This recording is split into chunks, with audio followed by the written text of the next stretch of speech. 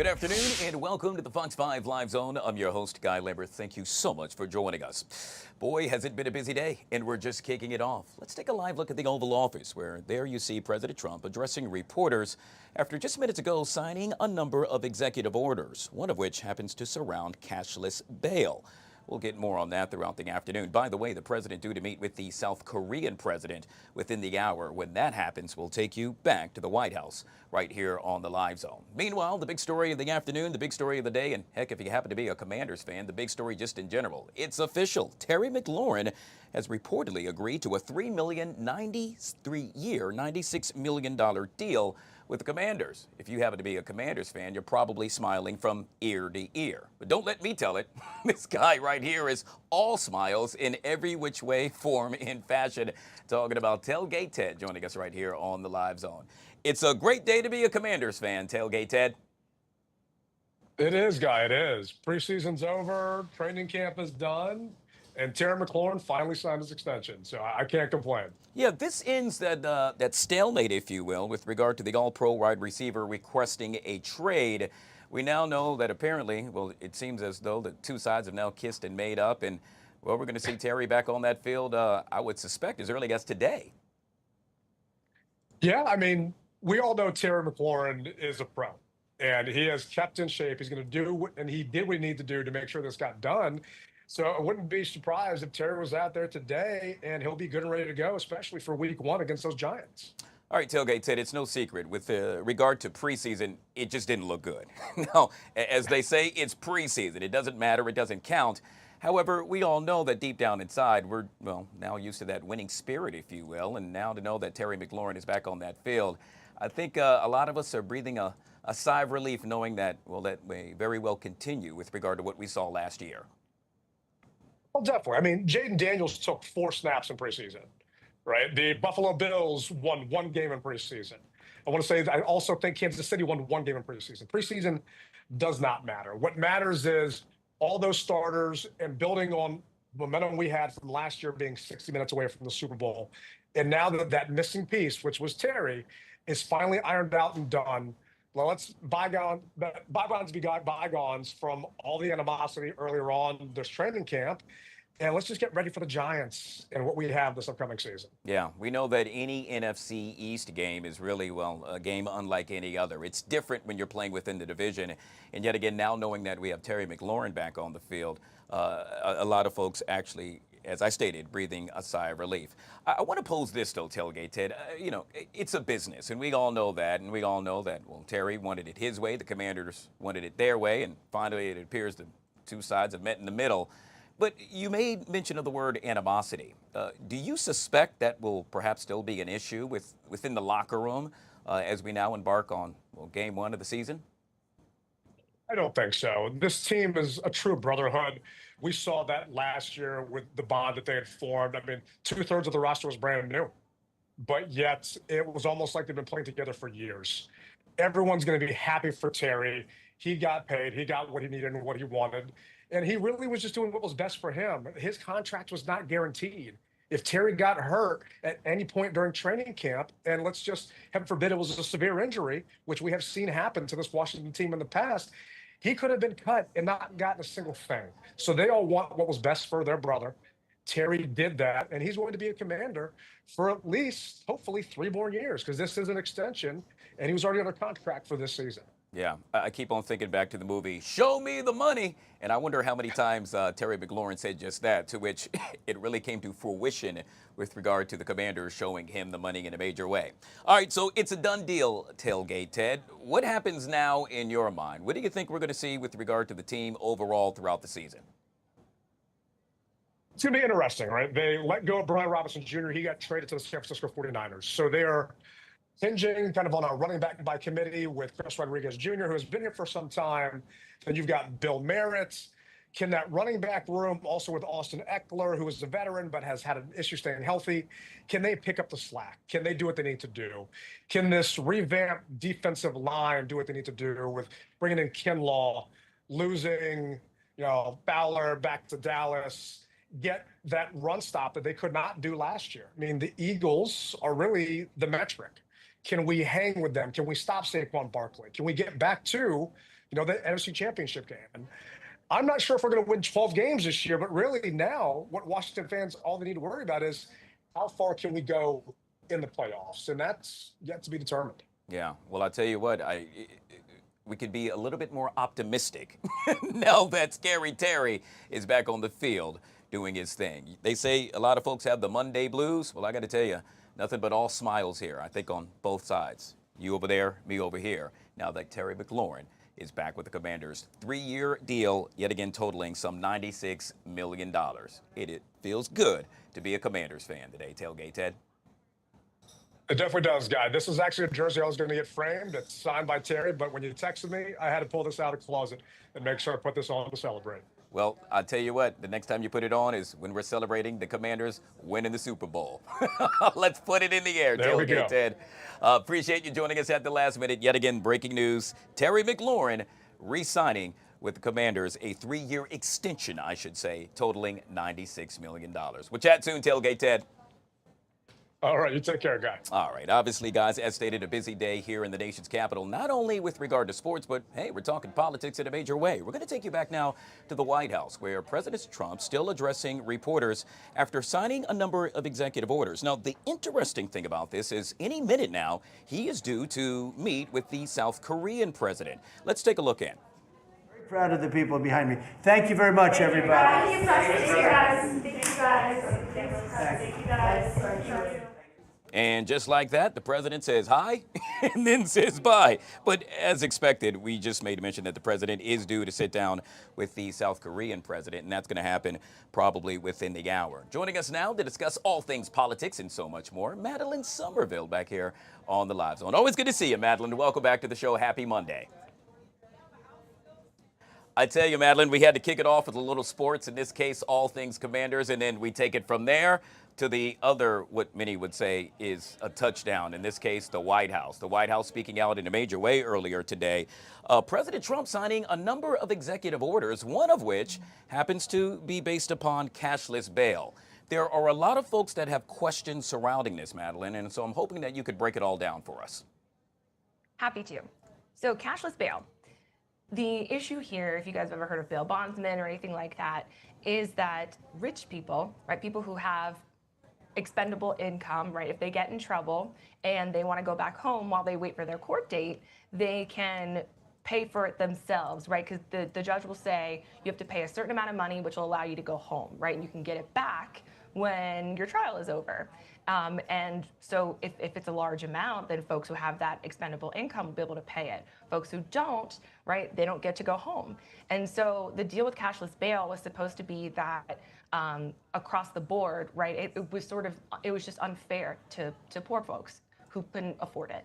And so what's interesting, though, is that the people who I've spoken with who are advocates for prison reform and the people who I've spoken with who are at the work with the Brennan Center have all said that they actually really want a level of accountability for the folks who are getting out, who are of any socioeconomic level, and that there's actually no change in the recidivism rate because of cashless bail. So it's not a terrible idea all across the board. Yeah, one of the many things the president is focusing on, as yet again he has really cracked down on law enforcement right here in the nation's capital over the past several days. Let's move to the story that's taking place in Maryland, and well, really a national story at that. Kilmar Abrego Garcia, the Maryland man who was unlawfully deported to El Salvador earlier this year, well, he appeared at a rally in Baltimore this morning. The man at the center of the U.S. immigration battle then turned himself in and is now in custody at a Maryland ICE facility. Now, his attorneys, Madeline, then swiftly responding to the situation, filing a lawsuit to prevent him from being deported. Can you tell us the latest on this? So the latest is that, yes, Kilmar Abrego Garcia did show up because he had to do a check-in with ICE, and he knew that if he showed up, he was going to be detained. It was actually one of the reasons why they thought about detaining him in jail, even his own counsel, because they didn't want ICE to come and detain him for their own purposes. The issue here is that he feels like he's being pressured into accepting a plea deal where he would admit to human trafficking in exchange for not being deported to Uganda. So, and he has no connection to Uganda at all. It's just that the Trump administration worked out a deal with Uganda where they would accept prisoners. So it's a really contentious situation. It's incredibly difficult right now, especially with all the protests that are going on. There could not be like a more contentious time, I think, for this to be taking place, but that's where things stand right now. Yeah, it's really interesting. Yet again, his attorney is stating in so many words that the U.S. government dangled a carrot in front of him, stating that if he pleaded guilty, yet again, he would be taken to Costa Rica. If he continues down this path to what you just stated, he will be taken to Uganda. It's truly interesting times, and as we all await to find out what will happen, should that happen during the Fox 5 Live Zone, we'll make sure we get you the latest throughout the afternoon. One of the things that the president has touched on for quite some time, Madeline, has been the, let's say, desecration of the Maryland flag. We know that earlier today he signed an executive order cracking down on suspects who will do just that. This order will direct the Attorney General to prosecute those who violate the law in any way involving, well, shall I say, burning the American flag. I got to be honest with you, Madeline. I had no idea that this was really an issue right now. So I think that's actually a really good point, because I don't think it's an issue. I think it's part of the scope of reforms that President Trump wants to enact, because people feel like if you don't like this country, then you should leave, right? Especially for folks who have immigrated here, because they're trying to use that to revoke visas if somebody's here and they engage in burning a flag. But I actually wrote down, because for me as a lawyer, this is a very cut and dry issue. This case has already been decided on in 1989, and then again in 1990 with Texas v. Johnson and United States v. Eichmann. And both Scalia and Kennedy, who were Republican judges, or right-leaning judges, said that this is protected speech, and it's been that way since then. So this is a really cut and dry issue that's not going to be removed with an executive order. So we will see this go straight to the Supreme Court. Yeah, this is really interesting yet again as the president cracks down on what he says happens to be violators. Let's take it back to the nation's capital, where the U.S. National Guard members deployed to D.C. are now carrying sidearms. In some cases, we got word that we have seen long guns on their person as well, if you will. The Trump administration has been planning for weeks to send the National Guard now to Chicago. However, just minutes ago, while speaking to the media, the president said, instead of me enforcing that, it would be better if, let's say, lawmakers within that state and or city were to invite me. Your response to that? Well, because he can't if they don't. He can't. He has the power within D.C. because he is in charge of the security forces there to do pretty much whatever he wants. But I guess not pretty much, right? Pretty much whatever he wants if there are three qualifiers, right? And the one that he's working off of right now is claiming that there's an insurrection, which means that the people are uprising against the city itself. That is not what's happening, and he hasn't been able to prove that to a judge. And in fact, a judge said, we don't think that's happening, and so he said, we'll go ahead and back off. My issue here with what he's just said at the conference, right? He said that this is the first weekend where there's not been any murders or any homicides. In late February to early March, there were 16 days that were gone without homicides. And I know that in response, he might say, well, you can't trust the stats. But homicide stats are very different from carjackings or any other violent crime even, because you have to cross-reference that with the medical examiner, the coroner, the prosecutor, and the hospital. So those are ones that you can't really fake. So I'm frustrated because I wish that I could see the truth behind what he's doing. And also, just one more thing, I know I'm a little long-winded today, just one more thing, the National Guard is not allowed to make arrests.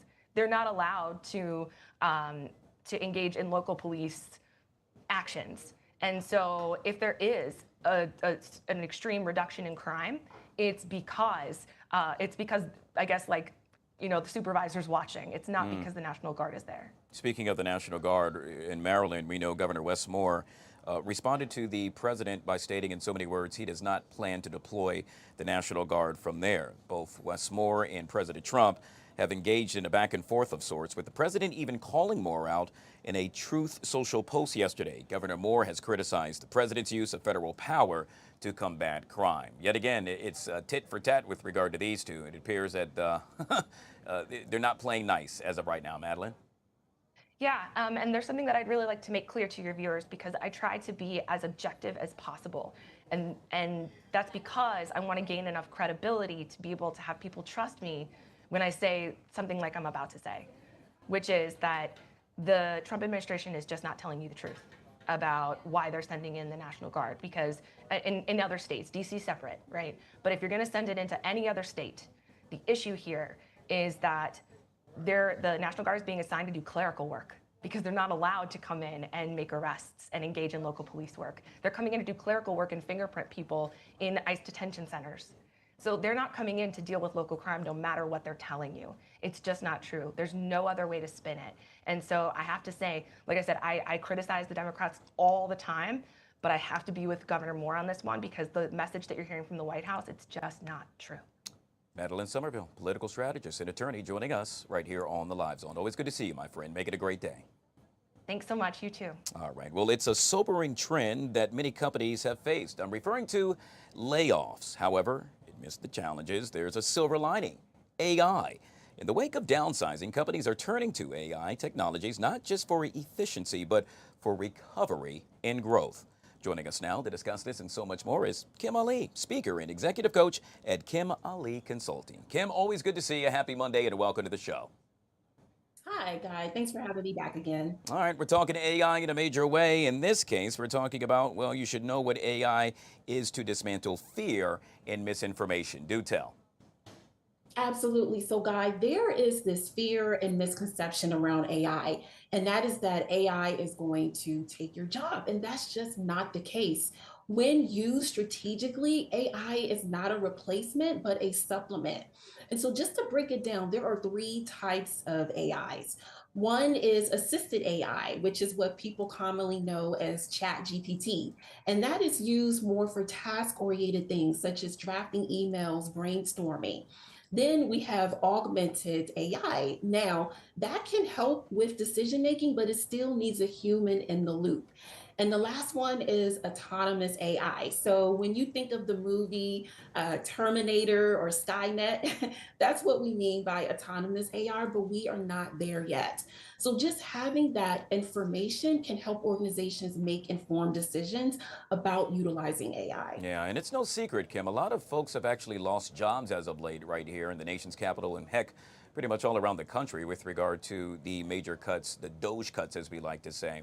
But we've seen that a number of those folks that actually own companies as well, let's say that are contracted, have used AI in order to, well, let's say, have an about face. Guy, I am one of those contractors. And so our company relied heavily on government contracts. January, we lost 80% of our revenue. And so unfortunately, we had to let some good people go, but we couldn't shut down. And so what we did, we took a look at what is everything that our team was doing, what requires human eyes, and what can be automated. So we did that. We looked at our workflows, we looked at bottlenecks and efficiencies, where we were spending time, where we were leaking revenue. And so we were able to automate a lot of repetitive tasks. And so what ended up happening was that not only did we save time, but we saved over $200,000 in salaries. We were able to invest that money into new business ventures. Wow. And so we've a testament of how powerful AI can be when leveraged strategically. Yeah, that's an amazing story. Yet again, you're smiling, and well, it's making me smile as well. That's what you call bouncing back in a major way. And one of the things that you also point out is using AI for impact, not trends. Absolutely, guys. So I think what has a lot of people frustrated now is that there is a lot of noise in the market. There are constant tools coming out. There's chat GPT updates, and it can be overwhelming to keep up with. I mean, that in itself can cause burnout. And so what I advise people to do is don't focus on the latest tools and shiny objects. Look at the basics. And so we want to look at quick wins. Where can we implement AI now to give you a quick win that doesn't require a heavy lift or a big investment?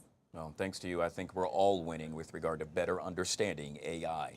Yet again, we've been speaking with Kim Ali, speaker and executive coach at Kim Ali Consulting, and kind enough to join us right here on the Live Zone. Always good to see you, Kim.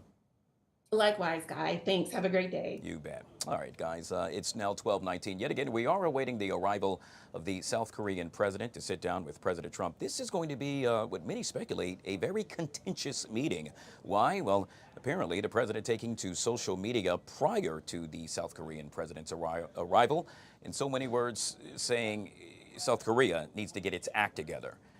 As they say, get your popcorn ready, because yet again, this will truly be something to see. We'll take a quick break, guys. We'll be right back.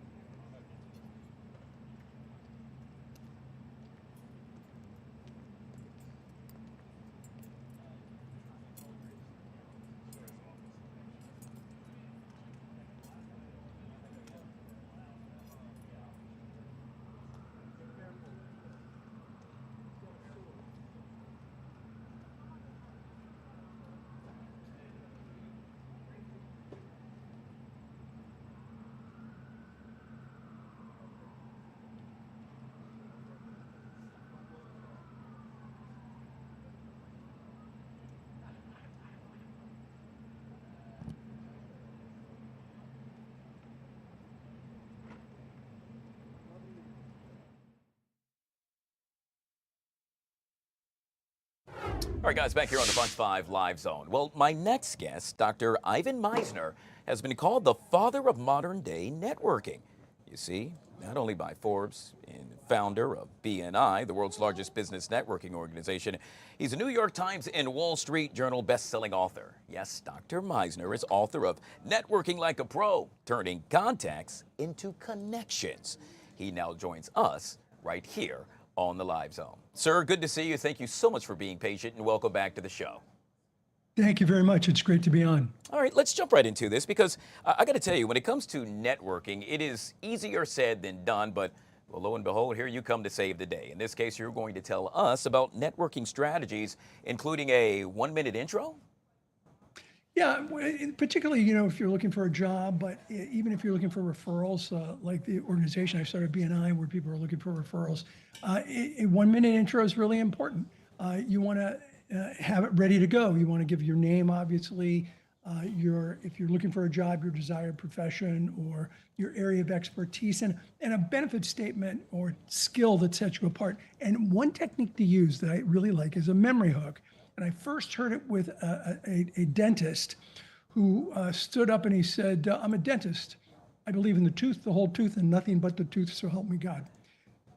Everybody remembered who he was. And I think that technique works for people looking for jobs as well. Would you like an example or two? Oh, please do. Yeah. Yeah. So someone applying for like an administrative position, something that they would say to really stand out is, I'm the glue that keeps busy leaders from falling apart. Or I'll make sure the big ideas don't get lost in the little details. These are things that really make you stand apart from other people that are either networking for referrals or networking for a job. I got to tell you, I absolutely love that. I mean, I think I could implement that day one and actually see results. I mean, obviously the proof is in the pudding. And one of the other things that, and I'm so curious to find out about this, that you touch on happens to be the eyebrow test. Oh, do tell. Yeah. Yeah, so that was originally a friend of mine, Sam Horn, wrote about the eyebrow test. So it was her idea, but it worked great with memory hooks. So for example, if you're an IT person and you might say something like, I'm the digital firefighter, I put out tech problems before they spread. Now, the eyebrow test works like this. If you say something that you think is interesting, watch the person that you're talking to. If their eyebrows go like this, you've lost them. You know, if they say, explain that to me, they have no idea what you meant. However, if their eyebrows go up, oh, explain that to me. Same words, but completely different response. So the eyebrow test is a great technique to use when you're doing memory hooks. Dr. Meisner, I absolutely love that. In a major way. Thank you. Try it out. I tried to raise my eyebrows as I just did that. Okay, good. It's interesting because you state that introverts have a superpower. They do. Yeah. So introverts are great at listening. They have a hard time meeting people. Everyone assumes that an extrovert is a better networker. And now extroverts have no problem meeting people, and they can certainly talk. And Guy, what do you think their favorite topic is? Me? Themselves. Yeah, I They said love it. talking about Yeah. themselves, right? And so that's a weakness if you want to network effectively. Introverts have a superpower, and their superpower is they're good listeners. If they can just get past, and there are techniques you can use to get past that meeting people for the first time, they're great at asking questions. They're good at listening. They're a good interviewer. Like, you're asking me questions and allowing me to elaborate. That's what a good introverted networker does naturally. They ask questions and listen and respond. And so introverts can actually be outstanding at networking if they can just get past that meeting people. Yeah. Well, it seems to me, Dr. Meisner, that we need to focus on extroverts like myself. I need help, and perhaps so many other folks need help as well. One thing, though, I do pride myself on doing is listening. And I think that allows us to communicate a lot better. I shouldn't be talking all the time. I should listen and then be able to clearly understand what you are trying to get across. Should I not? Yeah, absolutely. A good networker has 2 ears and 1 mouth and should use them both proportionately. You should be asking questions and then listening. And, you know, oftentimes, and in many of my books, I have, you know, here are a list of questions to ask. But remember, you're just asking questions. You're not doing an interrogation. So, you know, don't go through this whole list one by one. Follow the thread of the conversation. Oh, tell me more about that. Why do you like to specialize in that? What makes a great referral for you? How did you get into this business? What did you like most about the business? Follow the direction of the conversation and get people to open up. If you get them to open up, you're going to make a connection. We'll end with this, Dr. Meisner, and that happens to be, yet again, something I'm so curious about, the 3-foot rule. Yeah. Yeah, so the 3-foot rule, the idea is that if someone is within 3 feet, have a conversation with them. But that's easier said than done. So let me give you a technique, and this is really great for introverts, but it will work for anyone.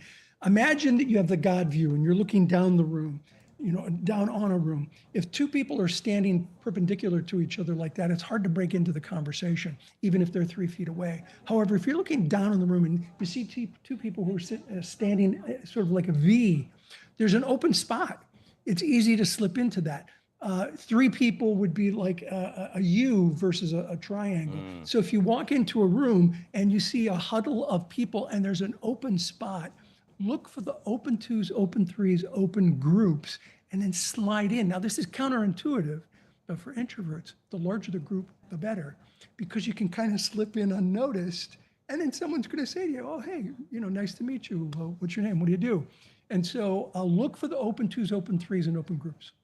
Wow. I got to tell you, you have saved the day for so many folks. And yet again, you do it day in and day out. We have been speaking with Dr. Ivan Meisner. He is the father of modern networking. And boy, did you show just that. Folks that want to find out more information about you, sir, how would one go about to do so?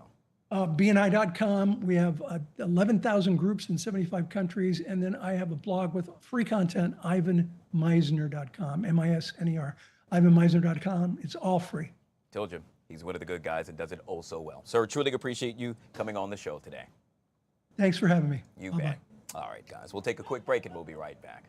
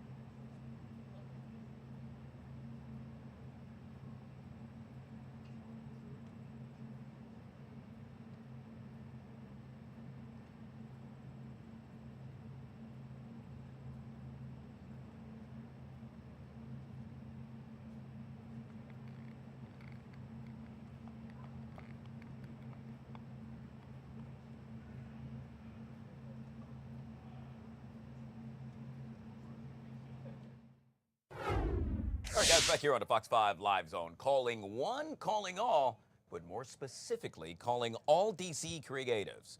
I'm asking you to join DC Mayor Muriel Bowser for the inaugural 202 Creates Con as they kick off to 202 Creates Month, a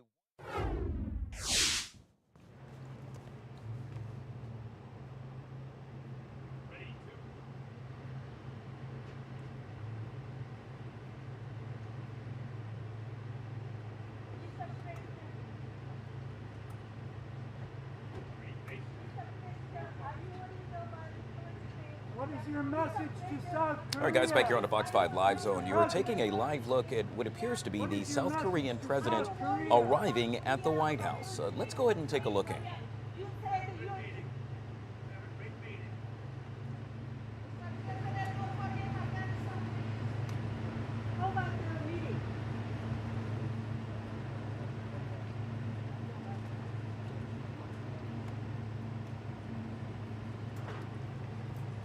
There you saw it yet again, the South Korean president arriving. He very quickly was greeted by President Trump. It was actually blocked by one of the columns there. Couldn't really see it, but the South Korean president is expected to now have what many believe may be a very contentious meeting with President Trump. This after just hours ago, President Trump took to social media saying, quote, "Seems like a purge or revolution is going on in South Korea. We can't have that and do business there." The two world leaders will now sit down and hold a bilateral meeting. That should happen in the next 10 minutes or so. And when that does, we'll take you back to the White House. Calling one, calling all, but more specifically, calling all DC creatives. I'm asking you to join DC Mayor Muriel Bowser for the inaugural 202 Creates Con as they kick off to 202 Creates Month, a one-day experience of creative power, economic impact, and entertainment right here in the nation's capital. But don't let me tell it. That's why we have this amazing woman. I'm referring to none other than LaToya Foster, DC Office of Cable, Television, Film, Music, and Entertainment back here on the Live Zone. Happy Monday, my friend. Good to see you. Good morning, Guy. How are you, my friend? I am doing awesome, and I'm going to be even doing a lot better once this thing kicks off. We're talking about this upcoming Friday, the 29th, out of all places, LaToya, Planet World Museum in downtown D.C. That place is spectacular. Is it not phenomenal, Guy? Seriously, we couldn't think of a better place to host Mayor Bowser's inaugural 202 Creates Con. Now, everybody knows how we do it when we're kicking off 202 Creates, which is an initiative that Mayor Bowser launched back in 2016, where she shines a big spotlight on the creative economy and the creative community. But this year, we said, you know what? We got to take this up a notch. We got to do a little bit more this year to show people the power behind the creative community and the creative economy. Many may not realize, Guy, that the creative economy contributes over $15 billion to our city's revenue. Wow. 15 billion, right? So we're bringing all of our creatives together this upcoming Friday, August 29th at Planet World Museum. I'm going to tell you, the museum alone is reason enough to come. But this is a one-day experience of creative power, economic impact, and entertainment in our beautiful nation's capital in the gorgeous downtown area of Washington, D.C. And we're going to have a conference-style event. Now, here's the thing. You can always look forward to the performances, the immersive experiences, the activations, but we have our friends from Monumental Sports, from the Motion Picture Association, Wow. from the National Association of Broadcasters, from Live Nation, and the list goes on, because we all recognize the power of arts, culture, and entertainment. And we know that DC may be known for being a political town, but we know that we are also the district and the capital of creativity and culture as well. And we know, Guy, as well, that the arts is a beautifier and also a unifier. Yeah, gosh, this is absolutely awesome, LaToya. I always get giddy when I get a chance to talk to you because you always bring good news. And so, look, there are great things happening in our city every single day. And this is important, Guy, for everyone. You know, here's the thing.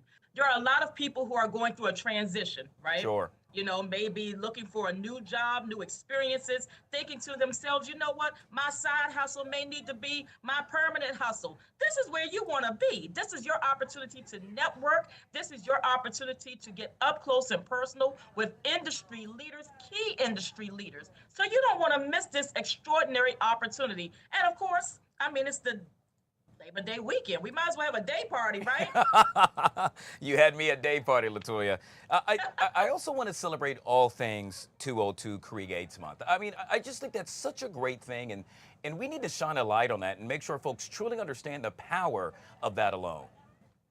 Absolutely, Guy. We're going to have a panel on our theaters. You know, we're only number 2 to Broadway when it comes to theaters across our city. And that's why Mayor Bowser said, you know what? You know, as much as we're known for the federal government and for politics, the creative economy in this city and the creative community is extremely important. You know, you got to think about everyone who's contributing to this particular cluster of the city. That's your artists. That's your visual artists, your music, your dance, your ceramics, your graphics artists, your cosmetologists, your hairstylists, your culinary arts, and the list goes on and on. So when you think of arts, it is such a powerful force. It brings people together. It's a tie that binds, but it also is an economic driver, and we cannot forget that, especially at a time such as this. Yeah, yet again, I should make mention the 202 Creates Con is free. I'll say it again, Come on, free. Now, how did I forget that? You know, when Mayor Bowser says put something together, she wants to make sure that it is an opportunity to bring everyone together. This type of event here, you would pay thousands for. You're hearing from top entertainment, arts, culture, and industry leaders right here in our nation's capital. We're talking thousands of dollars, and Mayor Bowser is giving it to you for free 99. So you don't have a reason to miss this. You really don't. We want everyone to go to 202createsmonth.com, 202createsmonth.com to register. And again, it is free, but we do want to make sure that we have an RSVP from you. So Guy, we hope that all of Fox 5 will come out and join us, because we know that broadcast is also the arts. That's why the National Association of Broadcasters will be with us. There's so much that goes into the arts and entertainment community here in the city, and we want everyone to join us. Let's stand together, let's work together, let's create together, let's connect together, Guy. Yeah, yet again, truly awesome getting underway this upcoming Friday, but that's really just a preview to what I would argue happens to be one of the biggest events right here in the nation's capital, and that's the 40th Annual Mayor's Arts Awards, set to take place on the 25th of September. Now, Guy, I can remember, look, here's a fun fact about Toya.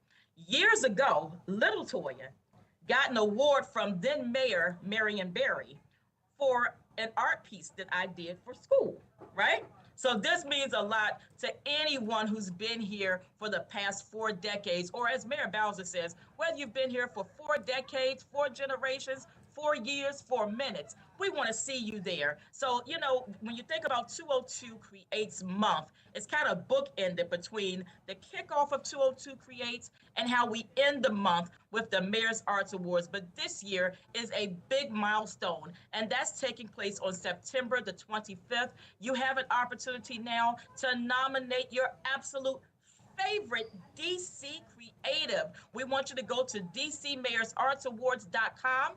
Again, DCMayorsArtsAwards.com. We want to hear from you. We know there are creatives all around each and every one of us. We'll nominate them. They deserve to be recognized and awarded and celebrated, because Mayor Bowser appreciates them. We appreciate them for all that they do to make our city the most fabulous world-class city in the world. And yet again, we truly appreciate you so much so. Can I still nominate you, LaToya? Will that work? Ooh, you think I get in trouble, Guy? Yet again, we have So been there's speaking. plenty of great creatives out here that deserve that recognition. And Guy, you're always with us. You may be on that list too. Well, hey, So- I'm not shy. That would be an Come honor. on, Guy. I hope you'll join us. I hope you will join us. I for plan each to one be of these. there. We- Yet again, we know Latoya you're working. Foster. Work overtime with us. Work overtime with us. DC Come on, guys. Office Let's go. of Cable Television, Film, Music, and Entertainment, joining us right here on the Live Zone. Always good to see you, my friend. I'll see you soon. Love you so much, Guy, and love you so much to the Fox 5 family. Thank you so much. We'll see you soon. You bet. All right, guys. We'll take a quick break, and we'll be right back.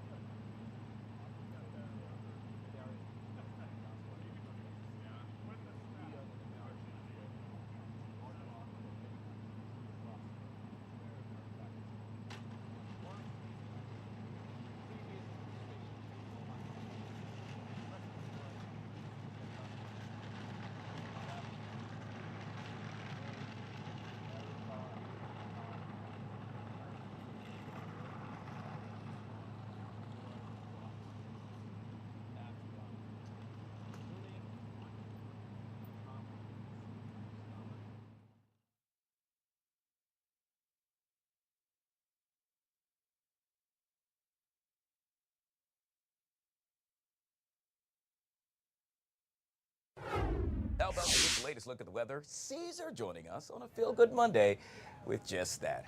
Good to see you, my friend. Good to see you. Happy Monday. Hopefully you've been enjoying this nice stretch of weather What that a we've been having. beauty. Gosh, the last time I saw you on Friday, you were in Frederick. Right. Outside. I'm still oh so my jelly. goodness. Fast forward to Monday, and it's still beautiful. I know, right? We couldn't ask for a better stretch of weather. And you know what? I think we could get right down to it and just talk about it. What do you need to know? Well, it is going to be fantastic for this Monday. It's going to be dry, slightly breezy out there, but you know what? With those northwesterly breezy winds comes in much comfortable temperatures and plenty of sunshine. So we get some fall-like temperatures going in towards the rest of this week. Plenty of sunshine. You couldn't ask for more. So looking at today, right? We have this cold front that will continue to slide through. It is going to be dry, and most of the time is going to just be leaving us with temperatures hanging around in the 80s, and a little further north and to the west, temperatures in the 70s. So this is going to be really the setup that we see holding on not only just today, but for a lot of this week. Again, forecast looking for this afternoon, and just in general today, temperatures back in towards the mid 80s. Could see a few low 80s going around into the suburbs, of course. Northwest winds out of the northwest winds 10 to 15 miles an hour, so it does make it a little breezy. So again, could end up needing a light sweater, but not by much, because as we continue throughout today, not only is it going to be feeling quite comfortable, but then as we head into the overnight hours, it slowly drops back in towards those low 60s for the city. If you're a little further out to the west, over in parts like Dulles, Martinsburg, even Hagerstown, right? That's where we can see temperatures back in towards those mid to low 50s, and even Hagerstown could drop into the 40s for our overnight low. Wow. So certainly feeling much cooler out there, especially as we really see this setup just holding on tight, right? A high pressure system that ends up allowing for drier air, but the pattern ahead is going to be cooler air drawing in, not only just for like the first half of this week, but also later on, another low pressure system starts to draw in more of that cooler air to reinforce that fall feeling. So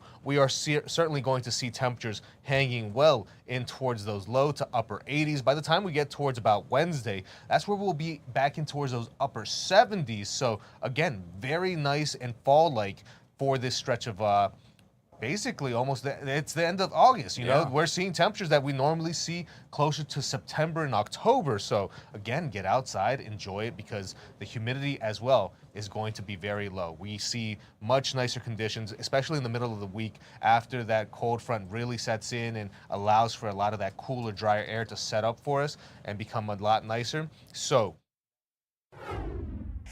All right, Susie, we're going to have to cut you off there. We're going to now take you to the White House, the Oval Office, where President Trump sitting down with South Korean President Lee Jae-myung. Let's take a look in. 이렇게 시간을 내주셔서 우리 대한민국 국민을 대표해서 감사 말씀을 드리면서 우리 대통령께서 이 오벌 오피스를 새로 꾸미고 있다는데 정말로 밝고 황금색으로 빛나는 게 정말 보기 좋습니다. 품격이 아주 있어 보이고 미국의 새로운 번영을 상징하는 것 같습니다. Mr. President, let me begin by thanking you on behalf of the Korean people. I would like to thank you for giving your time for today's meeting. And I heard that you recently redecorated the Oval Office, and I would like to say that it looks very bright and beautiful, and it has the dignity of America, and it symbolizes the new future and prosperity of America. 미국을 다시 위대하게 만드는 것이 우리 대통령님의 꿈인데 미국이 다시 위대하게 변하고 있는 것 같고 그게 다우존스 지수에서도 그게 나타나는 것 같습니다. 제가 보니까 사상 최고치를 경신하고 있던데 오늘은 잠깐 조정되고 있지만 아주 훌륭하게 미국이 다시 위대해지고 있는 것 같습니다. I believe that making America great again is your goal, and I believe that that is what is currently taking place in America. And I think the most symbolic thing of that is the Dow Jones Index, which reached a record high recently, although it went down a bit, but it reached a record high. And so I think that America is becoming great again. 말씀하신 조선 분야뿐만이 아니라 제조업 분야에서 르네상스가 이루어지고 있고 그 과정에서 대한민국도 함께 하게 되길 기대합니다. So I believe that there is a renaissance taking place not only in the shipbuilding sector but also in the manufacturing industry, and I hope that Korea can be a part of that renaissance. 그리고 또 한 가지 제가 꼭 말씀드려야 될 것이 대통령님의 평화를 지키는 기간의 미국의 역할을 넘어서서 새롭게 평화를 만들어가는 피스메이커로서의 역할이 정말로 눈에 띄는 것 같습니다. And one thing that I wanted to say to you is that America's role not as a keeper of peace, but a maker of peace, is being more is emerging more evidently. 유럽, 아시아, 아프리카, 중동 뭐 여러 곳에서의 전쟁들이 이제는 트럼프 대통령님의 역할로 휴전하고 평화가 찾아오고 있습니다. Many wars in Europe, in Asia, in Africa, and in the Middle East are coming to peace because of the role that you are playing. 세계 지도자 중에 전 세계의 이런 평화 문제에 대통령님처럼 이렇게 관심 가지고 실제로 성과를 낸 경우는 처음으로 보이십니다. So among the many world leaders, I believe that you are the only leader who has made such accomplishments. 그리고 가급적이면 전 세계에서 유일하게 분단 국가로 남아 있는 한반도에도 평화를 좀 만들어 주셔서 김정은과도 만나시고 북한에 트럼프 월드도 하나 지어서 거기서 저도 골프도 칠 수 있게 해주시고 그래서 전 세계가 인정하는 정말 세계사적인 평화의 메이커로서의 역할을 꼭 해주시기를 기대합니다. And I would like to mention that the only remaining divided nation in the world is the Korean Peninsula, and I would like to ask for your role in establishing peace on the Korean Peninsula. So I look forward to your meeting with Chairman Kim Jong-un and construction of a Trump Tower in North Korea and playing golf at that place. 아마 기다리고 있을 것 같습니다. 기다리고 있을 것 같습니다. So I believe he will be waiting for you. 그리고 마지막으로 든든한 한미 동맹을 기반으로 대한민국이 성장 발전해 왔고 앞으로도 이 한미 동맹을 군사 분야뿐만이 아니라 경제 분야 또 다른 과학기술 분야까지 다 확장해서 미래형으로 발전시켰으면 좋겠습니다. Korea was able to attain economic growth and development through our ironclad alliance. And going forward, I hope to develop our alliance into a future-oriented alliance that encompasses areas not only limited to security, but also the economy and science and technology. 대한민국 국민들은 트럼프 대통령님에 대해서 정말로 큰 기대를 가지고 있다는 말씀을 드리면서 다시 한번 이런 시간 내주셔서 감사드립니다. The Korean people have great expectations for you, Mr. President. Thank you once again for your time.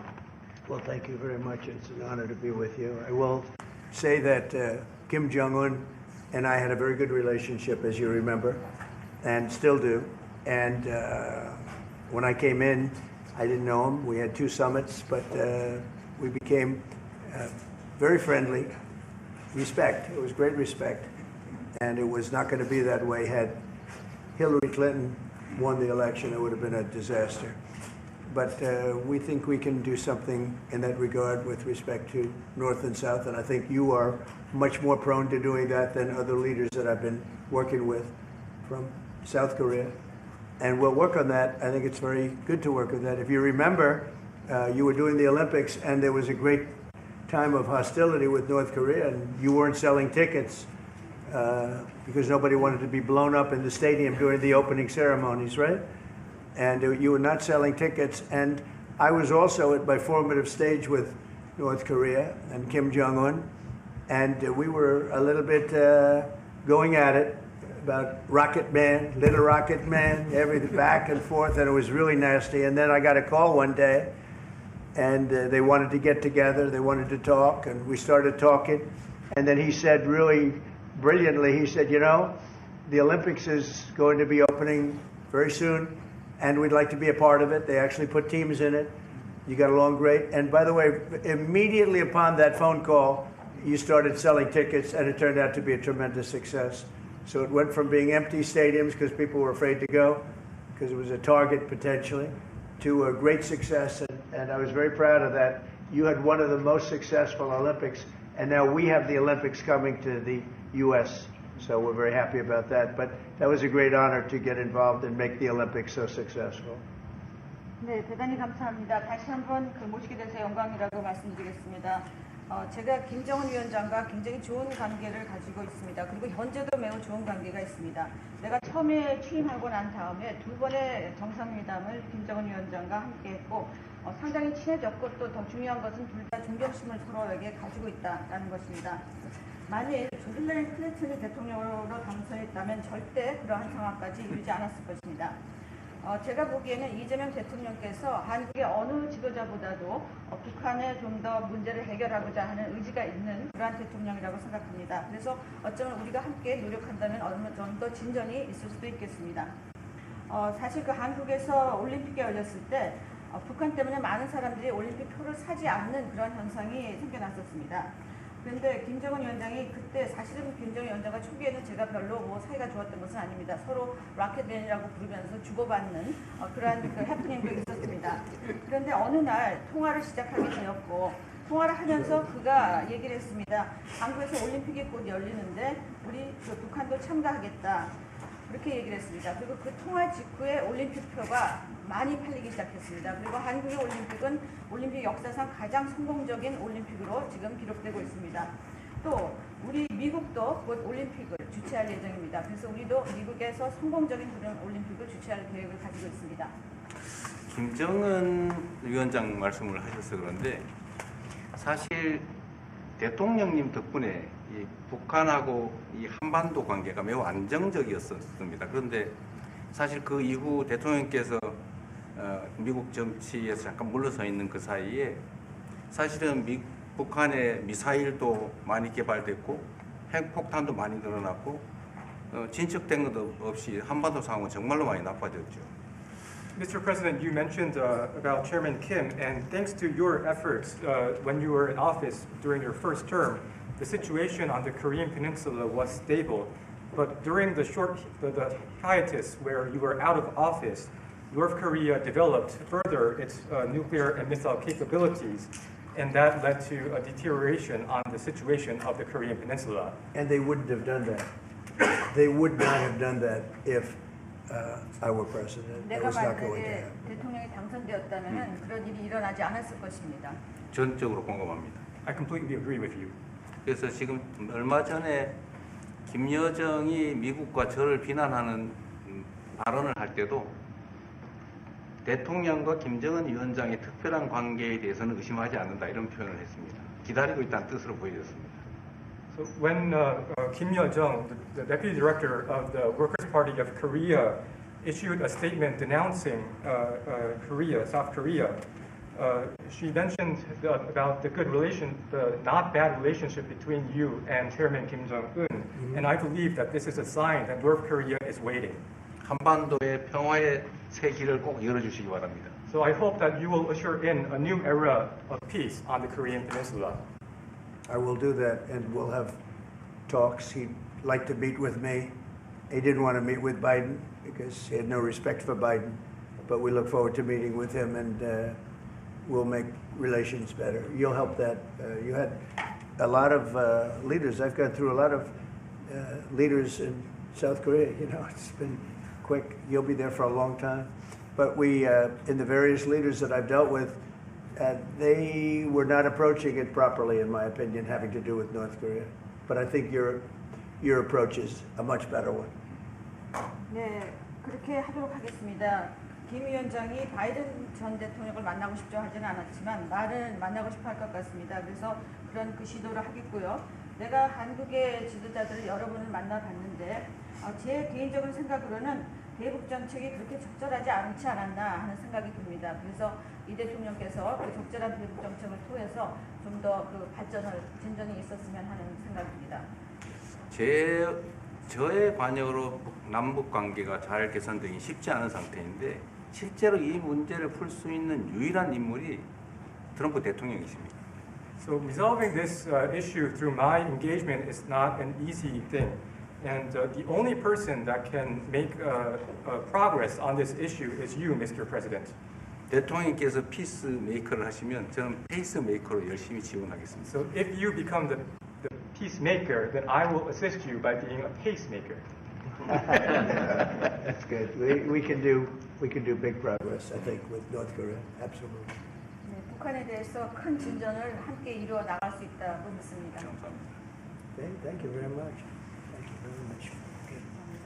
Good job. Okay, questions, please. Mr. President, when you met with Russian President Vladimir Putin, how soon did he say that he wanted to sit down with Ukrainian President Zelensky? Russia, as of now, says there's no meeting on the books and no agenda is set. Well, that's going to be up to them. It takes two to tango. I always say it. And they should meet, I think, before I have a meeting and probably close the deal. But I think it's appropriate they meet. They do not exactly get along well, as you can understand. And I'm sure it's a meeting that perhaps he didn't like. But he wasn't happy about coming to the United States either. That was a big concession, and I appreciate the fact that he did. You know, I've always had a very good relationship, despite a fake Russia haunt that we had.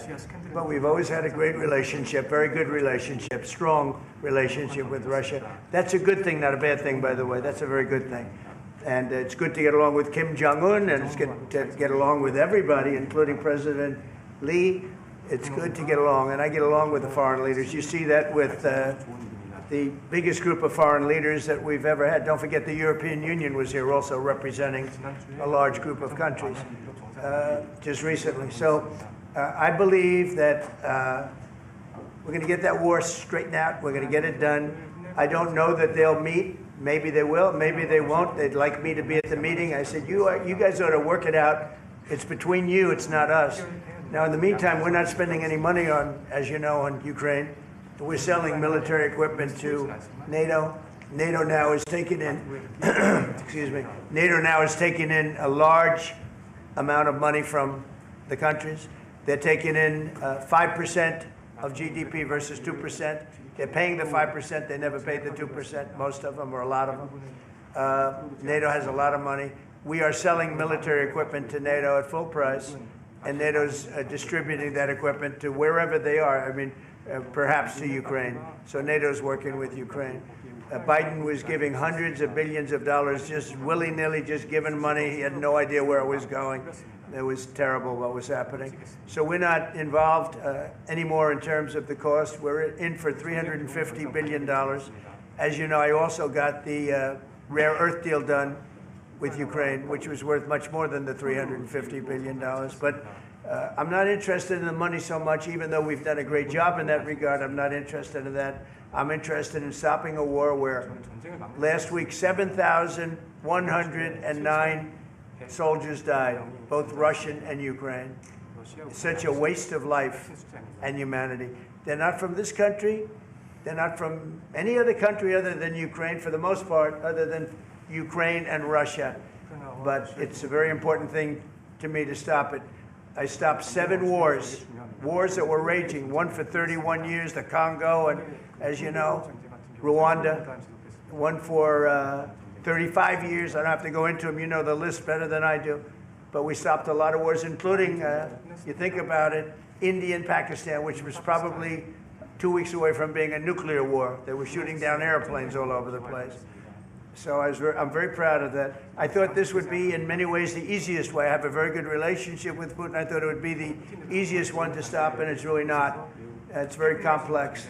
It's very personal from their standpoint. There's tremendous dislike personally between the two men, and we're going to have to straighten that out. But I would like to see them meet first.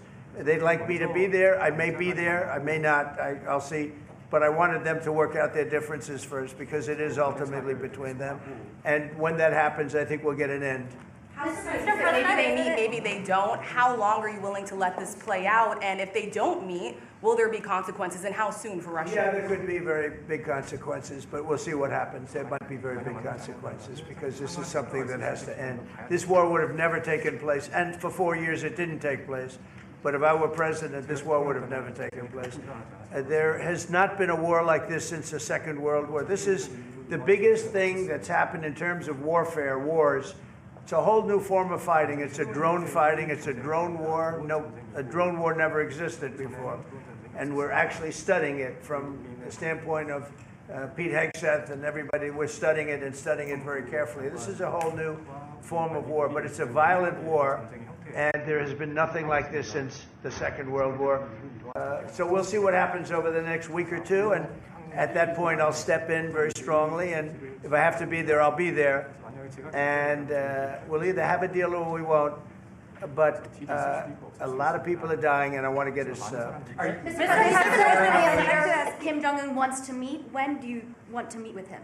With who? You said the North Korean leader wants to meet. How soon would you? You know, we want to have a meeting. I like to have a meeting. I get along great with him. You know, you were there. We even had a press conference. He had his first press conference. Kim Jong-un had a press conference.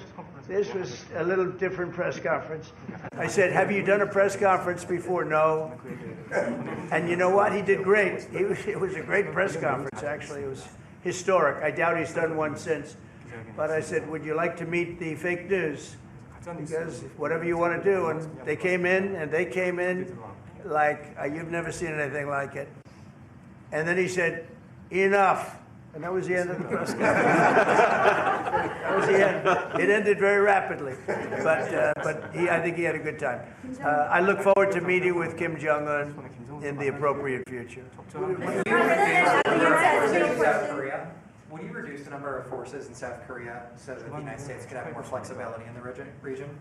Say it. Would you consider reducing the number of U.S. forces in South Korea so that the United States can have more flexibility? Well, I don't want to say that now, because we've been friends and we're friends. And look, we have a lot of people over there. We have over 40,000 troops in South Korea. As you know, South Korea agreed to pay for that during my last term. And then when Biden came in, they complained to Biden that I wasn't a nice person. And he agreed not to pay. He gave up billions of dollars. We were getting paid billions of dollars.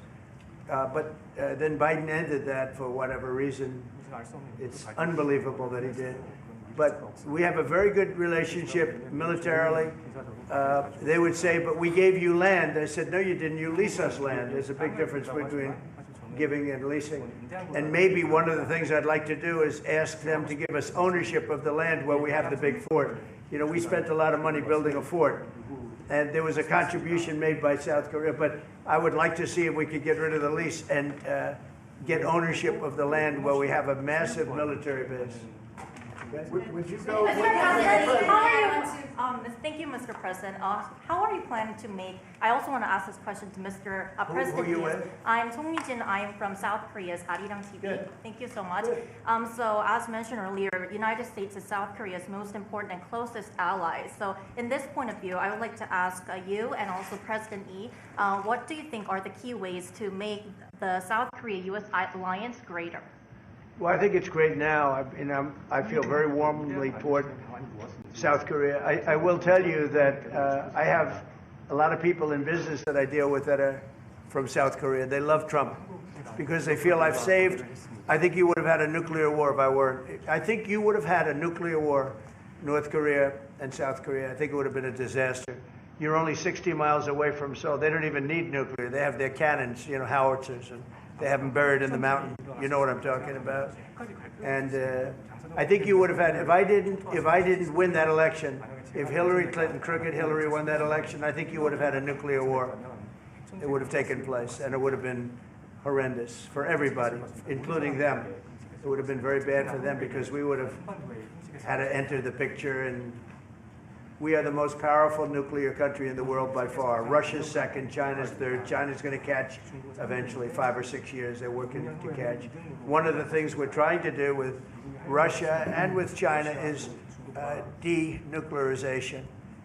And it's very important. One of the things I discussed with President Putin the other day, it wasn't just that, it was also other things. And I think the denuclearization is it's a big aim.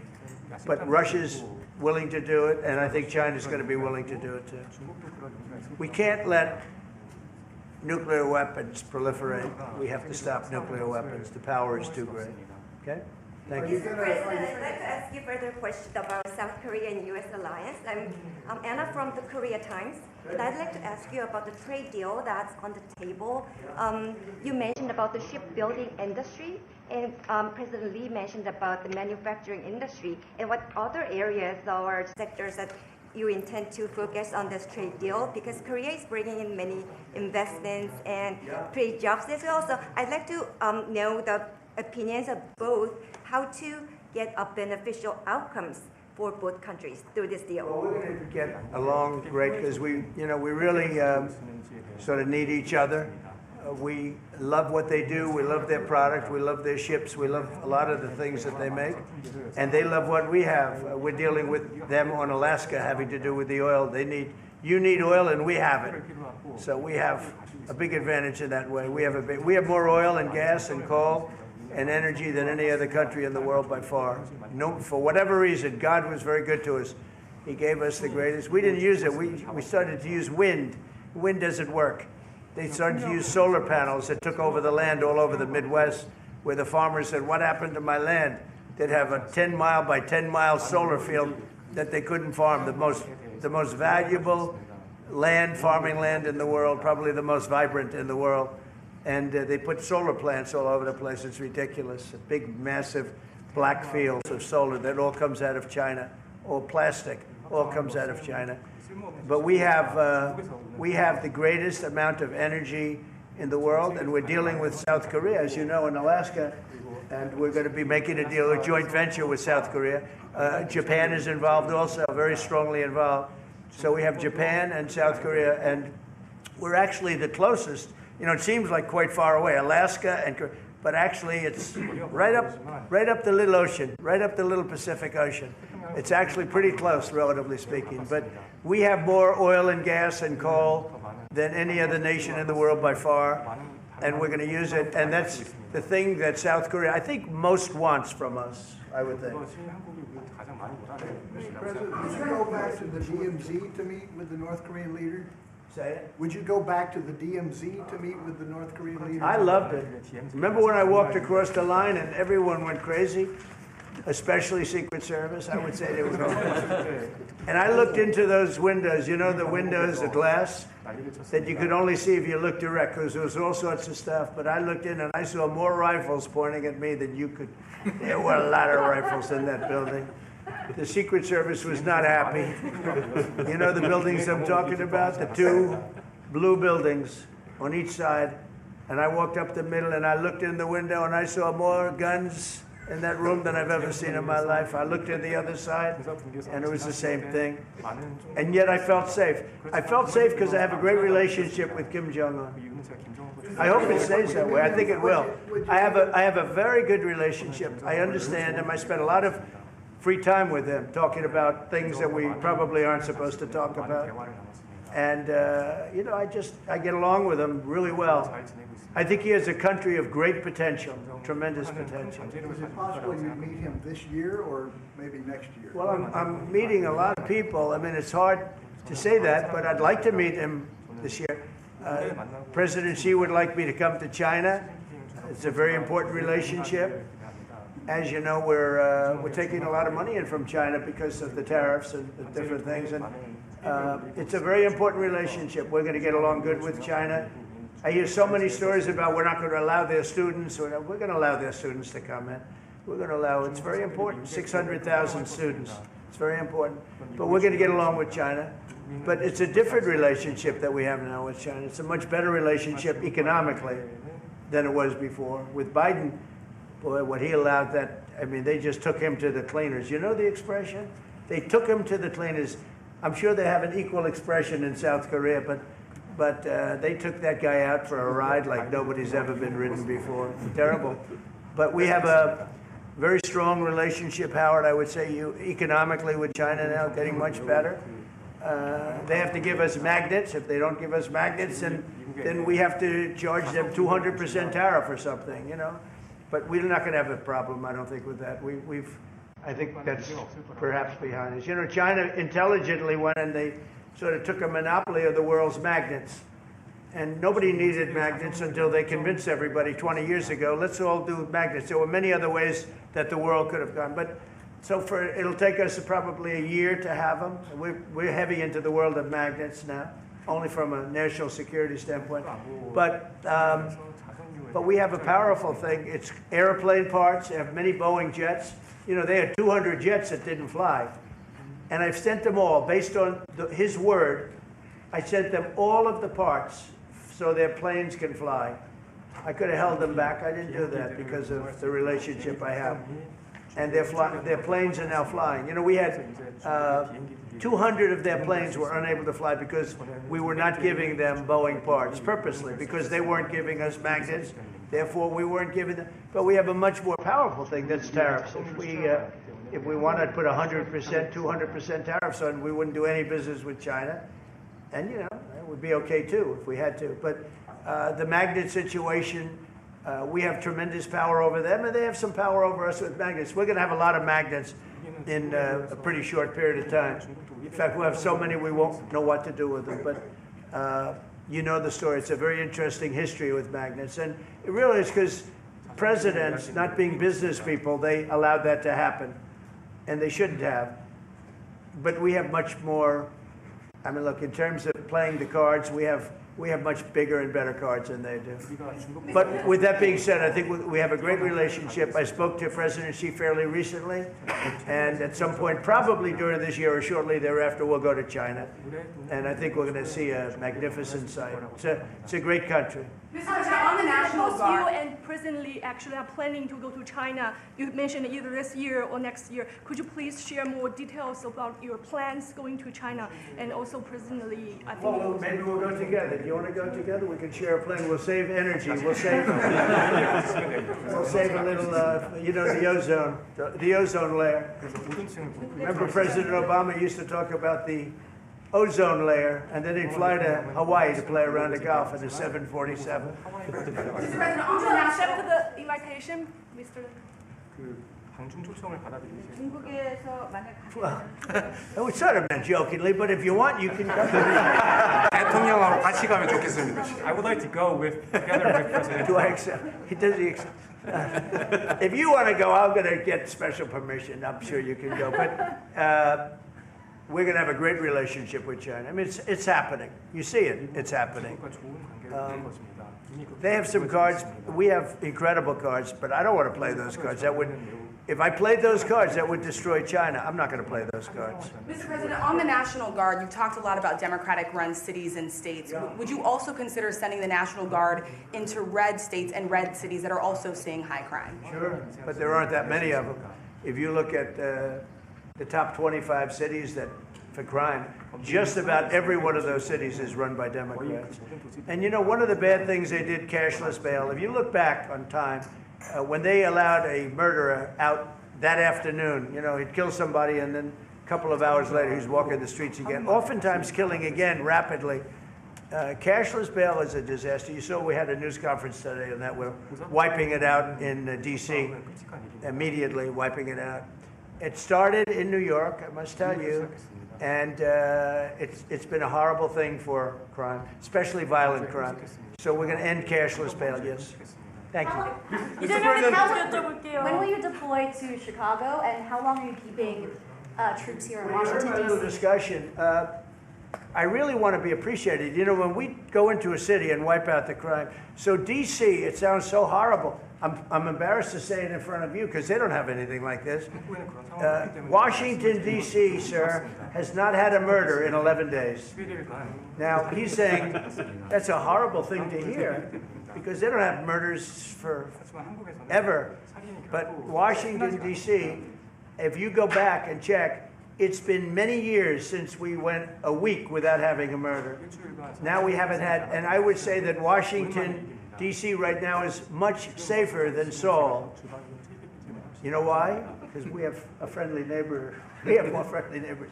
You have a different kind of problem. We all have different problems. But Washington, D.C. is a very safe city right now. People are going out to dinner. Restaurants are opening. Restaurants that were going to close are now going to stay open. Friends of mine are going out to dinner all the time. They didn't go out to dinner for 4 years. It went rampant during the Biden years. Just rampant. That's why Susie is very close to the mayor and has a lot of respect for her, but I view it maybe a little differently because the mayor would say that it's gotten better for 30 years, it's gotten better. No, it's gotten worse. And the worst day of all was when we just got to office for the second time, and it's in very bad shape. So the mayor shouldn't be saying that violent crime has been getting better. It's been getting much worse. And the day I took office, it was the worst. And we did some minor things, made it a little bit better, but then we said, look, we got to stop it because too many people are getting killed. And we have not had a murder in 11 days. It sounds crazy. I hate to say this in front of this gentleman who I respect, because they don't have murders for years. But we have not had a murder in 11 days. And that's going to go on for a long time. And there will be, I guess, it'll happen a little bit, but we have a very safe city. This is one of the safer cities right now in the country.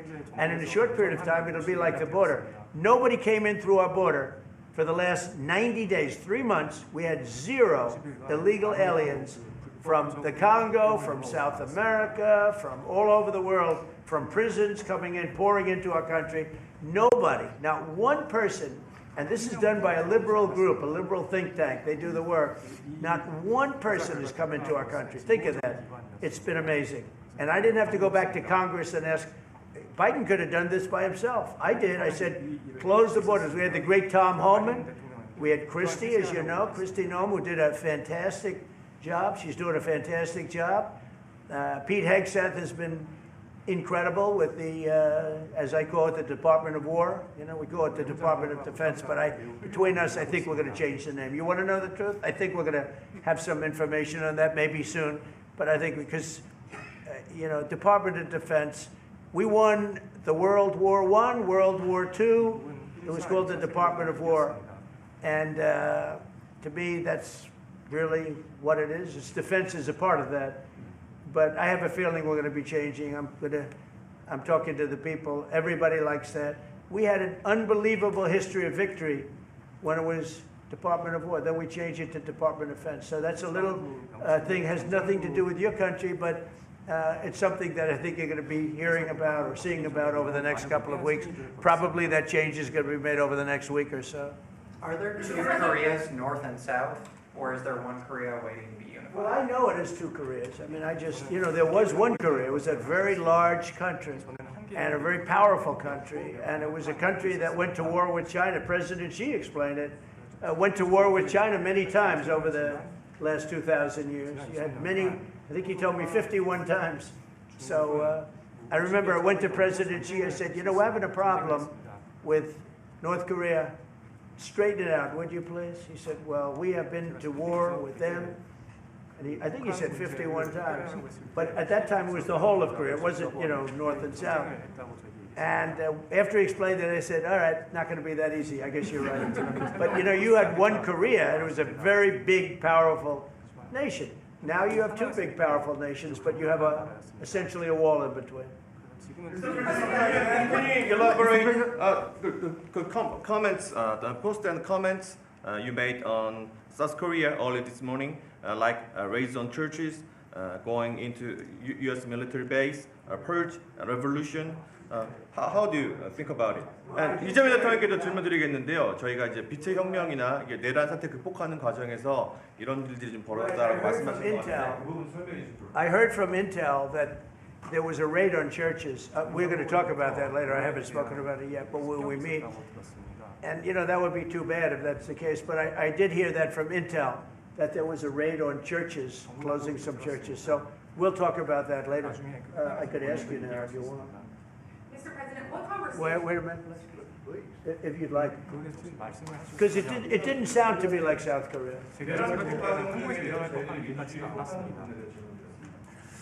간단하게 말씀을 드리면 지금 대한민국은 아시는 것처럼 친위 쿠데타로 인한 혼란이 이제 극복된 지 얼마 안 된 상태고 그 내란 상황에 대한 국회가 임명하는 국회가 주도하는 특검에 의해서 사실 조사가 진행 중입니다. 물론 저의 통제하에 있지는 않지만 하여튼 대한민국 검찰이 하는 일은 검사가 하는 일은 팩트 확인, 팩트 체크인데 미군을 직접 수사한 게 아니고 그 부대 안에 있는 한국군의 통제 시스템이 어떻게 작동했나를 확인한 것 같습니다. 나중에 좀 더 자세히 설명을 드리도록 하겠습니다. So it hasn't been long since Korea has overcame the political turmoil following the self-coup by the former president. Currently, there is a fact-finding investigation by a special prosecutor that was appointed by the National Assembly.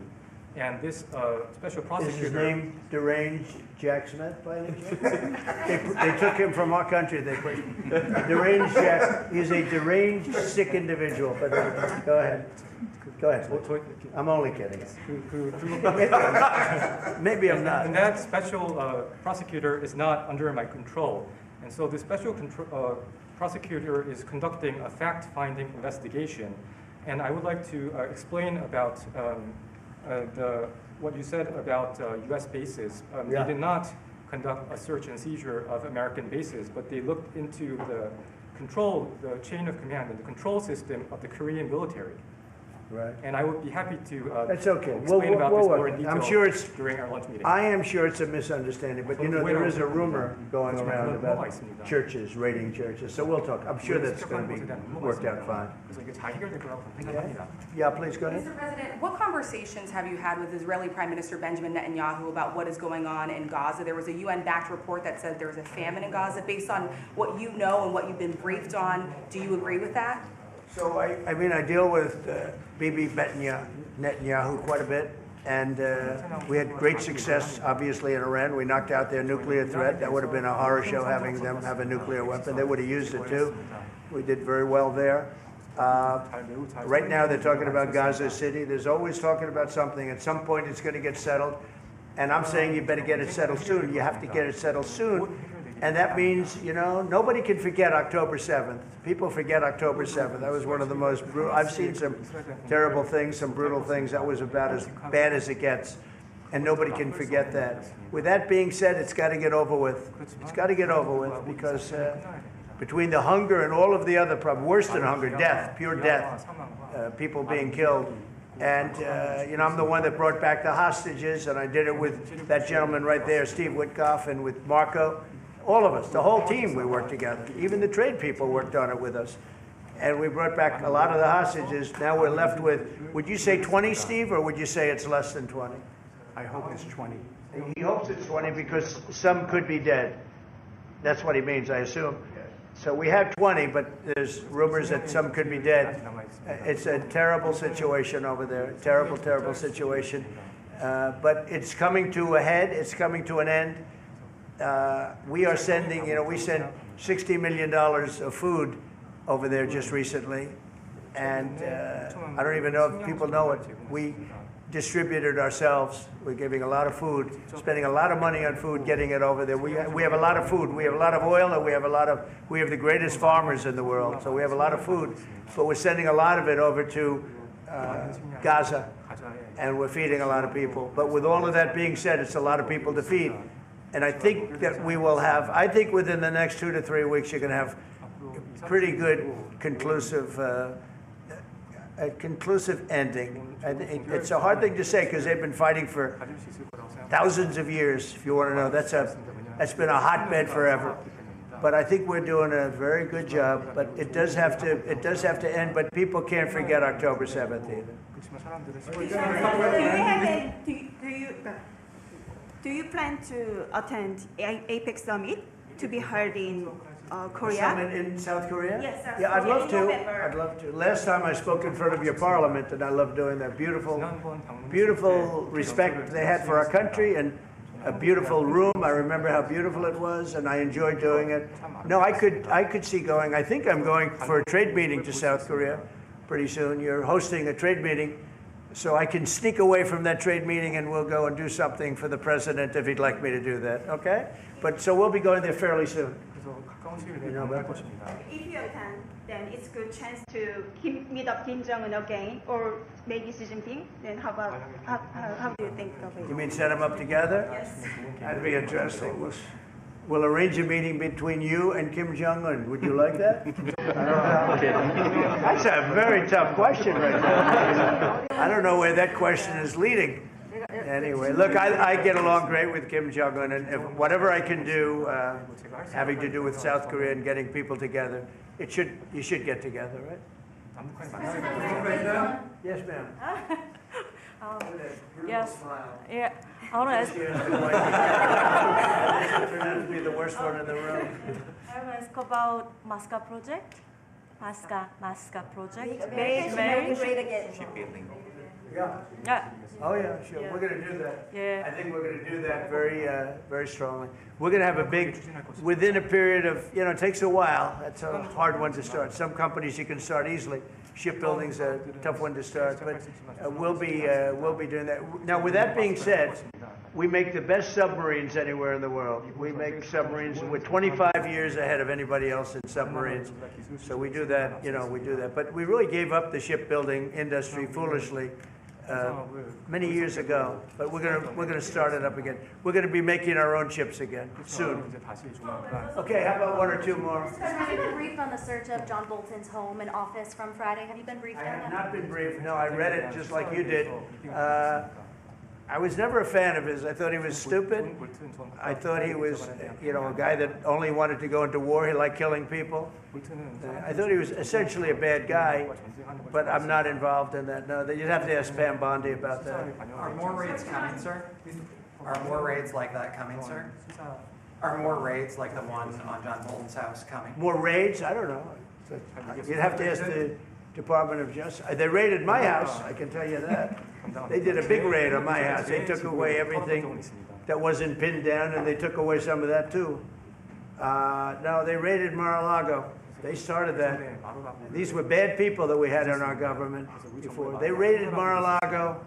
They went into my wife's area. They went into my son's area, my young son. And what they did was a disgrace. But how did it work out? I see. We're in the overall. I guess it didn't work out too well for them, did it? They are bad people. They're sick. They're sick people. And they came in with their guns into Mar-a-Lago, like 98 people. I wasn't there. Fortunately, I wasn't there.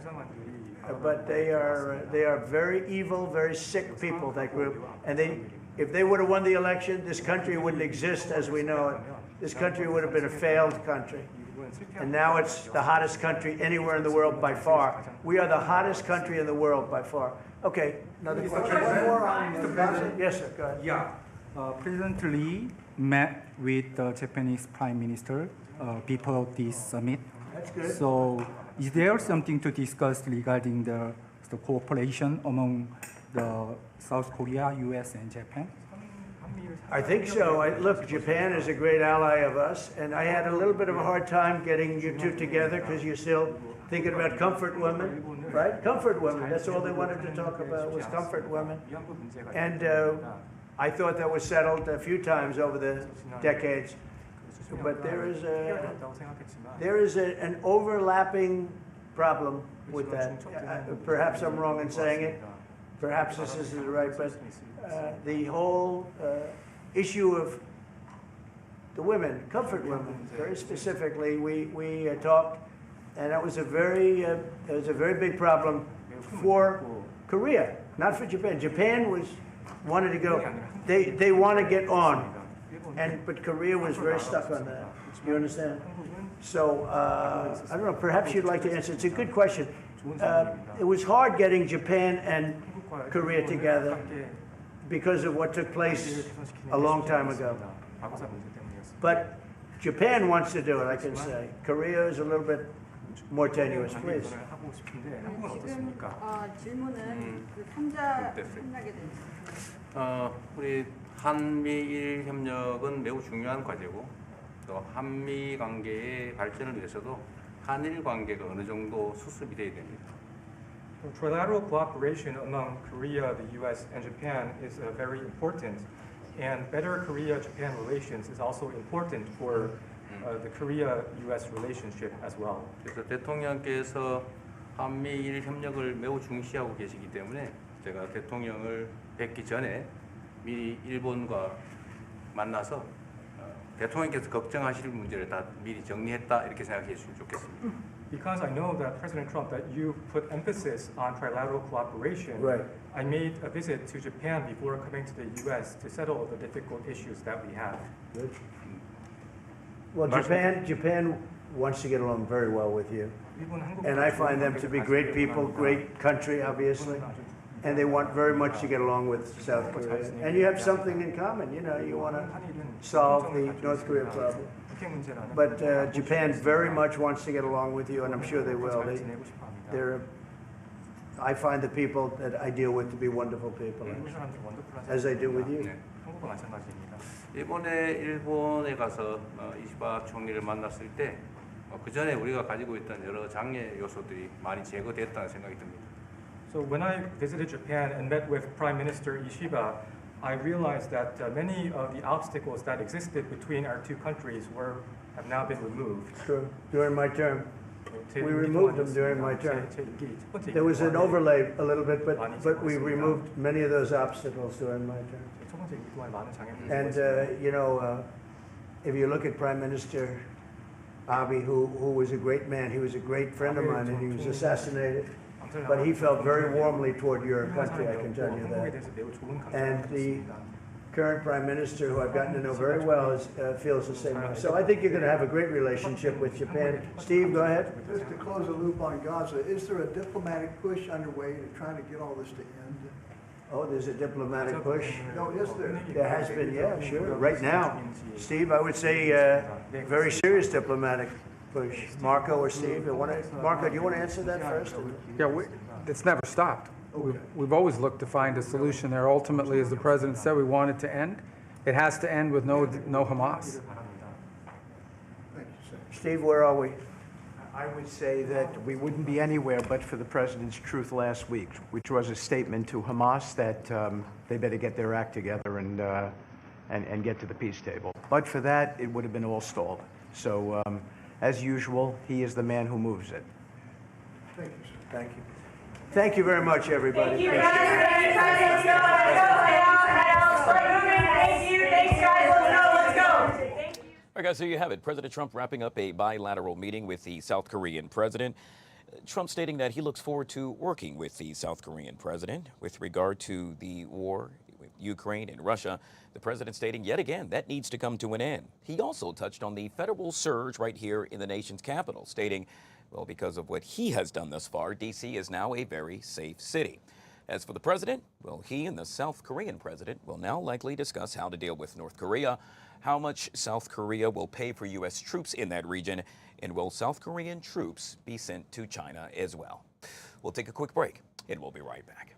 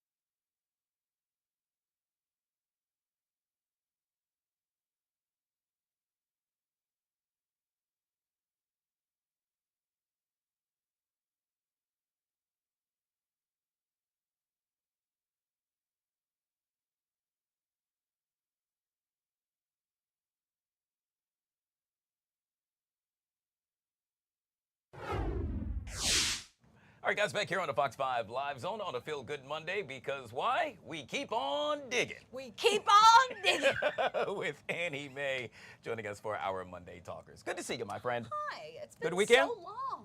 I know.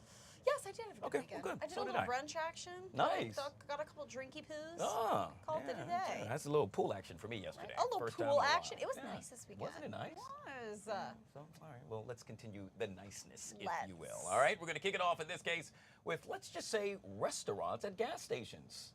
Apparently, well, they happen to be ranked. and would you believe there's one right here in our neck of the woods that happens to be in the top 10 in America? I'm referring to Taco Bar El Hierro. I hope I pronounced that correctly. It's in Gaithersburg. The restaurant, which boasts some 2,400 Google reviews, offers a variety of Mexican tacos, tortillas, and burritos. Established in 2003, they also serve quesadillas, nachos, tostadas, and empanadas. That honestly kind of sounds fire. Why do I feel like the best places are like the dives, like the disgusting little dives? I'm like, oh my god, it's like I had the best taco in my life from a little street vendor in the middle of Cabo San Lucas, Mexico. Really? Like random, and it was like one of the best tacos I've ever had. And every single taco will have to live up to my street taco. Wow. In Cabo. You know who has really good tacos? Right across the street from here. Oh, really? That little, it's like an RV situation thing going on there. I stopped. Oh, it's like a truck. Yeah. I know exactly what you're talking about. They have really good tacos. Sharon actually introduced me to that. Well, I get it at gas stations though. I feel like people stop and they want something good, but I feel like it's always like a Subway. Yeah, I agree with it's a you. Subway, or it's like the Wawa Sheets of the world, where it's like you have everything convenience store and sandwiches. What's the one in Maryland that they have the best chicken in America?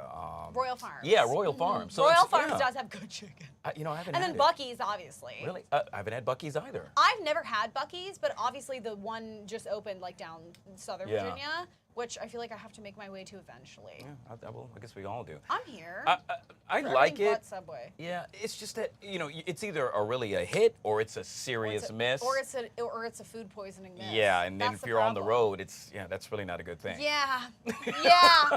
Wouldn't recommend those two things mixing literally at all. Just go to Wawa or go to Sheetz, get yourself something chill like a sandwich. They have great sandwiches. I agree. They do. For me, it's the Italian sandwich all the time with the dressing on it. Oh my gosh. All right, I'm getting hungry. Hey, let's talk football, shall we? Are you ready for some football? It's going to be kicking off, I guess, next week? I know. Yeah, really soon. Commanders played their last game and obviously got their butts kicked. But that's not what we're talking about. In this case, we're talking about the NFL season. I'm pretty sure you heard about this by now, Annie Mae. Well, a boyfriend sent his girlfriend, let's just say pretty much a resignation letter for the time being. Sorry. Why? Because football is about to start. In his case, he says, hey, you know what? 10-hour blocks on Sundays, an 11-hour block on Saturdays, and Mondays and Thursdays from 8:15. These changes will remain in effect until February of 2026. What is he doing? Well, he's going to be plopped in front of the TV watching football. What say you about this? Okay, this is a little excessive, right? Trust me. I work for an organization, a professional sports organization. I watch the Caps. Yeah. I don't need to watch every single team that's playing. Obviously, I get that it's different. It's football, and they have their block of time where they play, right? But then all of a sudden, it's Sunday, the whole day, and then it's, Monday there's this game, and then there's Thursday night football over here, and it's like this. And it's like to say that you can't do anything else and you have to watch. It's because those little fantasy games. Everybody's playing their little fantasy games, and they want to watch their running back from this team, and their kicker from this team, and their quarterback from here, and it's like, oh, he has 7 points, but he has 12. But and so I get it.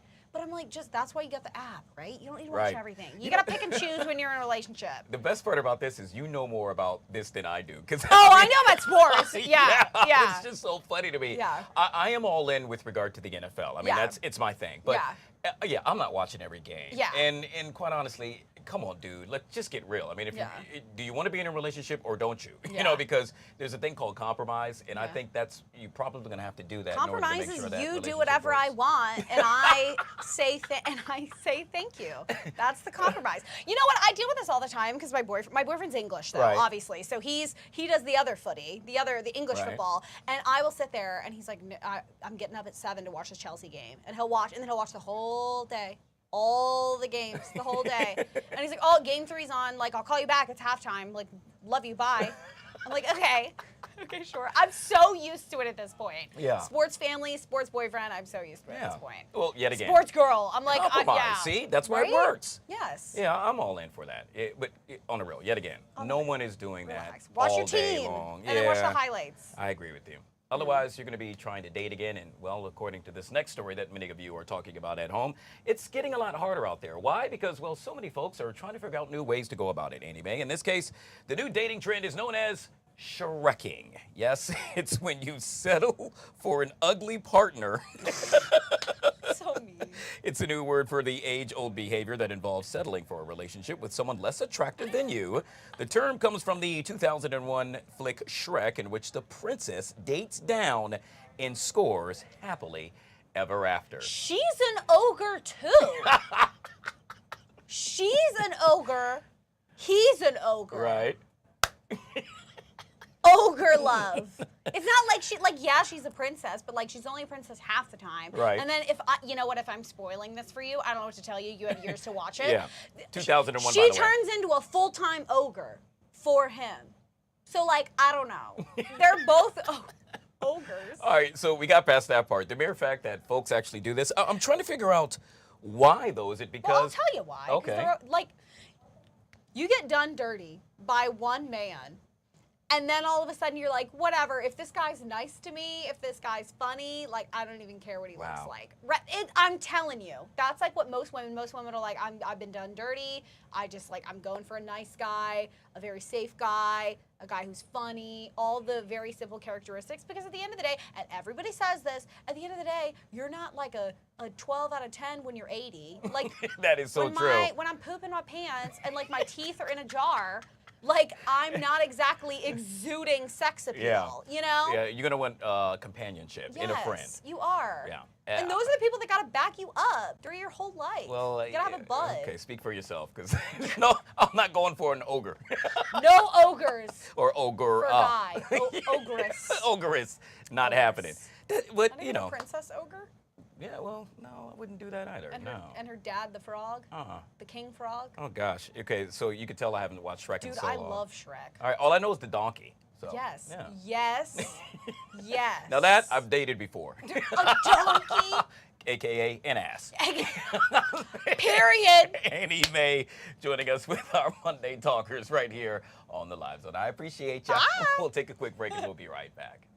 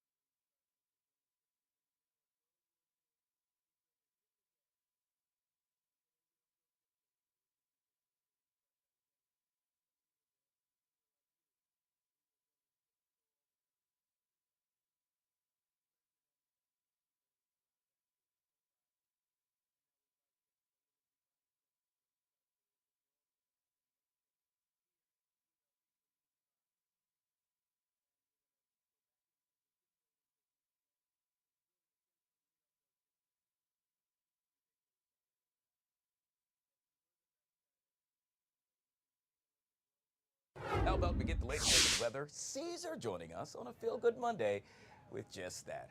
Good to see you, my friend. Good to see you. Happy Monday. Hopefully you've been enjoying this nice stretch of weather What that a we've been having. beauty. Gosh, the last time I saw you on Friday, you were in Frederick. Right. Outside. I'm And still oh so my jelly. goodness. Fast forward to Monday, and it's still beautiful. I know, right? We couldn't ask for a better stretch of weather. And you know what?